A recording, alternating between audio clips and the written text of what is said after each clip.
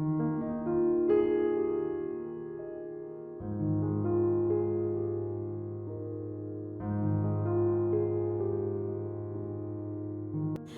Everyone, good morning. কেমন আছেন সবাই? আশা করি সবাই খুব ভালো আছেন, আর আমিও ভালো আছি। আমার আরও একটি নতুন ভ্লগে আপনাদের সবাইকে স্বাগত জানাই। সকালবেলায় যতটুকু কাজ থাকে সব কিছু কমপ্লিট করে পুজোটা সেরে নিয়েছি। আর তারপরে এই যে এটা হচ্ছে আমাদের দ্বিতীয় রাউন্ড চা। সকালবেলায় যদিও সোনার বাবা একবার চা করেছিল, তো ওরা মানে সে আর তার বাবা মানে আমার শ্বশুর মশাই দুজন মিলে চা খেয়েছে। আর এখন ও আমি, আমার হাজব্যান্ড আর আমার শ্বশুর মশাই তিনজন মিলে এখন সকালবেলাকার এই যে সেকেন্ড রাউন্ড চা, সাথে বিস্কিট। তবে আমার এটা কিন্তু ফার্স্ট রাউন্ড। সকালবেলায় যদিও একবারই চা খাই, আর যে পরিমাণ গরম পড়েছে তাতে করে বারে বারে চা ভালো লাগে না।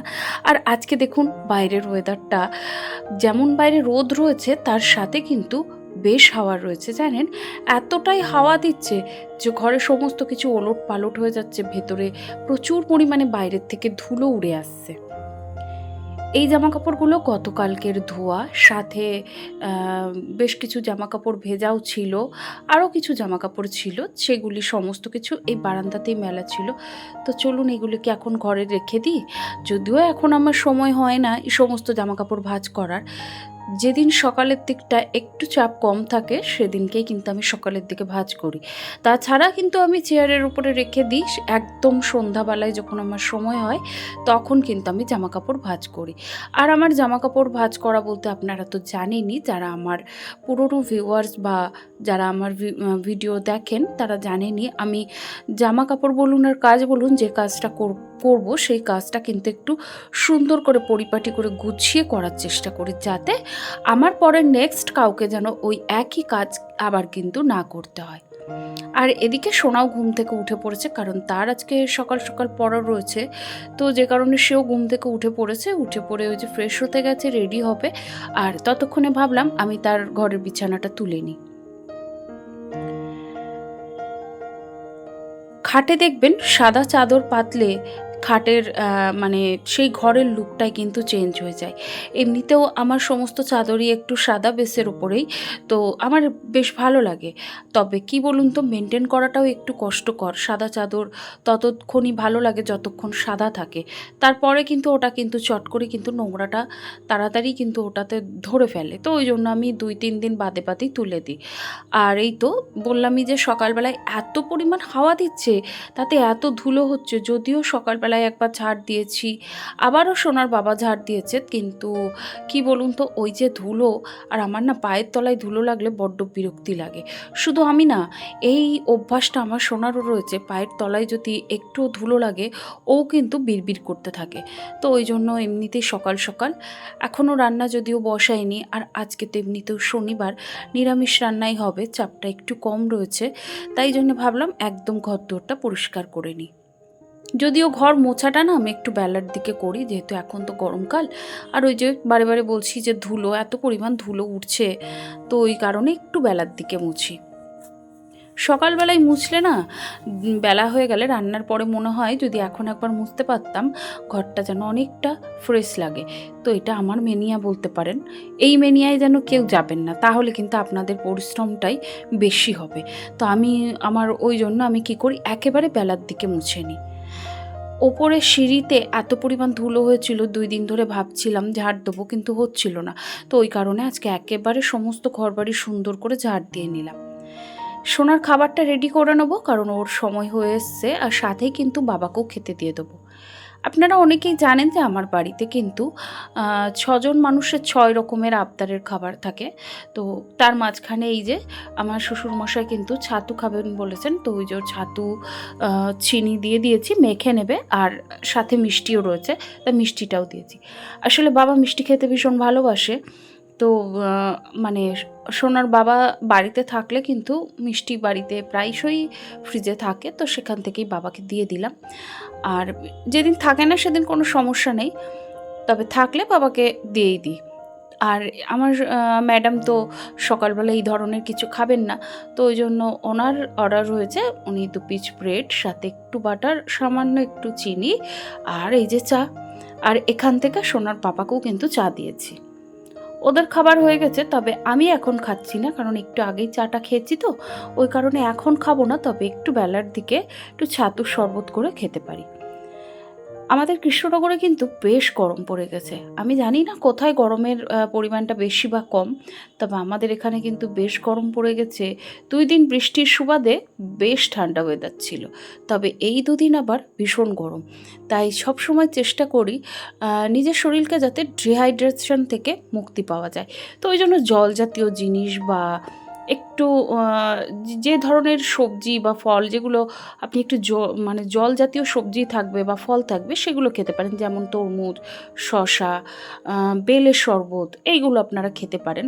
এগুলো খেলে মানে শরীরটা চট করে ডিহাইড্রেট হবে না।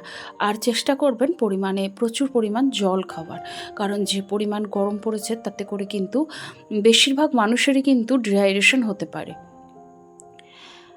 ওদিকে ভাতটা বসিয়ে দিয়েছি, সোনাও খেয়ে কিন্তু সেও কিন্তু পড়তে চলে গেছে। আর এপাশে আমি ওই যে ভাতের হাঁড়িতে চালটা ধুয়ে দিয়ে দিলাম। আর চাল ধোয়া জলটা তো আগাগোড়াই আমি রেখেই দিই আমার এই যে ছোট্ট ছোট্ট চারা গাছগুলোকে দেওয়ার জন্য। সেইভাবে গাছগুলোকে যত্নার্থী করা হচ্ছে না, আসলে সময় হয়ে উঠছে না, জানেন। বিভিন্ন রকম কাজের চাপ, বিভিন্ন রকমের প্রেশার, সংসারের বিভিন্ন দিকটা মেনটেন করা, আর এখন সেই সাথে সাথে সোনার পড়াশোনাটা আরও বেড়ে গেছে। আরও ওকে নিয়ে যাওয়া নিয়ে আসার চাপটাও অনেকটা পরিমাণ বেড়ে গেছে। আপনারা জানেনই ওকে নিয়ে যাওয়া নিয়ে আসা আমি ছোটোবেলা থেকেই করি। আমার ভিউয়ার্স যারা রয়েছে তারা জানেন যে ওকে আমি আগাগোড়াই কিন্তু দিয়ে আসা নিয়ে আসাটা করি, খুব কমই সে একা একা যায়। তো ওই কারণে আমারও একটুখানি বেশি বেরোতে হয় বাইরে। তো যাই হোক, সব দিক মেনটেন করতে গিয়ে না এই দিকগুলো আর দেখা হচ্ছে না। তার মধ্যেও যেদিন যেদিন সময় পাই চেষ্টা করি সংসারের বিভিন্ন দিকের কাজগুলিকে একটু গুছিয়ে একটু পরিপাটি করে করার। আগের রুটিনটা একরকম ছিল, তবে এখনকার রুটিনটা অন্যরকম হয়ে গেছে। আজকে নিরামিষ রান্না হবে, তাই সকালবেলা ওই যে ভাতটা হয়ে গেছে আর মসুরির ডালি করেছি, আর সাথে এখানে একটু আলু পটলের তরকারি করব। শুক্তো করেছিলাম, কিন্তু আমার সোনা ডাটা দেখে তার মাথা গরম হয়ে গেছে, বলছে আবার ডাটা। আসলে কি জানেন, এই যে সময়টা না সজনে নাজনে এইসব ডাটাগুলো বেশি পাওয়া যায়, আর আমাদের বাড়িতে সকলেই একটু ডাটা খেতে ভালোবাসে। শুধু আমি আর আমার সোনা বাদে ডাটা সবাই ভালোবাসে। আমি তার সাথে আরও একজন আছে, আমার দেওরও কিন্তু ডাটা খেতে পছন্দ করে না, কিন্তু সে তো এখন বাড়ি নেই। কিন্তু আমার হাজবেন্ড, শাশুড়িমা, শ্বশুরমশাই এরা ভালোবাসে। কিন্তু আমার সোনা একেবারে ডাটা দেখলেই তার মেজাজ তুঙ্গে উঠে যায়। সে ডাটা দেখে বলে ফের ডাটা, আমি কিন্তু বাড়িতেই খাবো না। তো ওই জন্য তার জন্যে এই যে আলু পটল আর সামান্য একটু পনির দিয়ে রান্না করে রাখলাম, এটা তার পছন্দের খাবার। তো আমি এইভাবেই করি। আর ম্যাডামের রান্নায় কিন্তু বেশি তেল, বেশি মশলা, বেশি ঝাল কোনোটাই দেওয়া যাবে না, তবে খেতেও কিন্তু ভালো হতে হবে। যাই হোক, ওদিকে তরকারিটা হয়ে গেছে, আর সাথেই যে একটু ভাজাভুজি করতেই হয় যেহেতু শনিবার। তো এই যে একটু বড়া ভাজবো। আর এই ডালটা যদিও আমি গতকালকে ভিজিয়ে রেখেছিলাম, এটা ব্যাটারটাও গতকালকেই করে রাখা ছিল, ওটা ডিপে ছিল, সেখান থেকে বার করে এই যে বড়াগুলো ভেজে নিলাম, আর সাথে পটল ভাজবো। তো ব্যাস, এটাই আমাদের আজকের মেনু। চলুন আপনাদের দেখিয়ে দিই যে আজকে নিরামিষ মেনুতে আমি কি কি রান্না করেছি। এই যে এখানে ভাত রয়েছে, আর এখানে ডাল রয়েছে। ডালটা যদিও আজকে না ভীষণ পাতলা হয়ে গেছে, জানেন। আসলে একটু গাঢ় করলে আমার হাজব্যান্ড পছন্দ করে না গাঢ় ডাল খেতে। আর এই যে শুক্তো করেছিলাম, যখন রান্না করেছি তখন আমার হাজব্যান্ড মন প্রাণ খুলে জল ঢেলে দিয়েছে। এখন ওখানে বসে খাওয়ার মতো আর কি শুক্তোর ঝোল হয়ে গেছে, কিছু করার নেই। আর এই হলো আলু পটলের তরকারি।